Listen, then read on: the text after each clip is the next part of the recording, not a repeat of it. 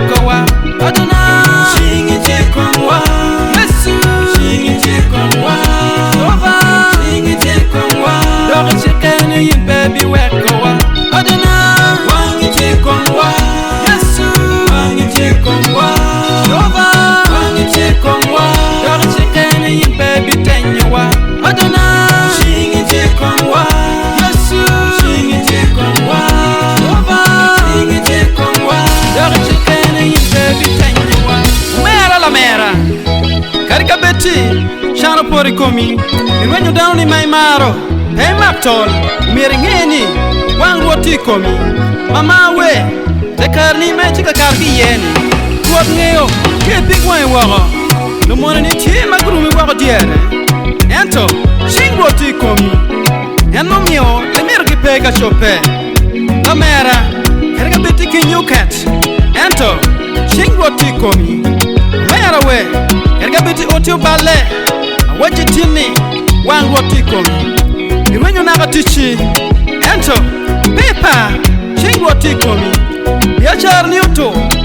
Ento, umiringeni, shingu oti komi.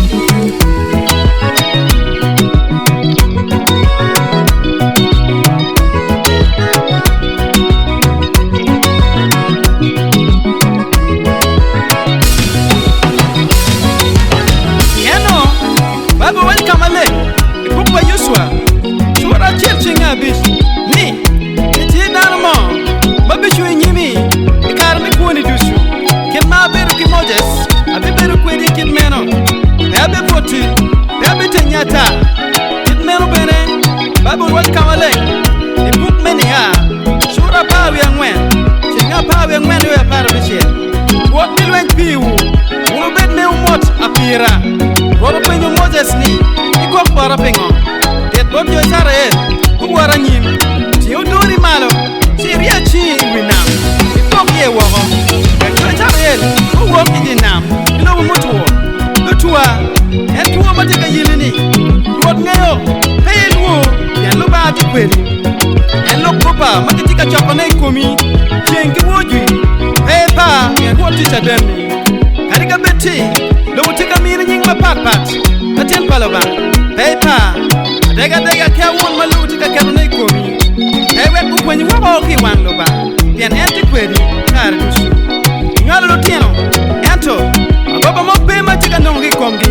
Mama, tina wachi. What big wine. Alex Ojara. Letien gang. Adonai. Wangi, Ikom. Yesu. Wangi, Ikom.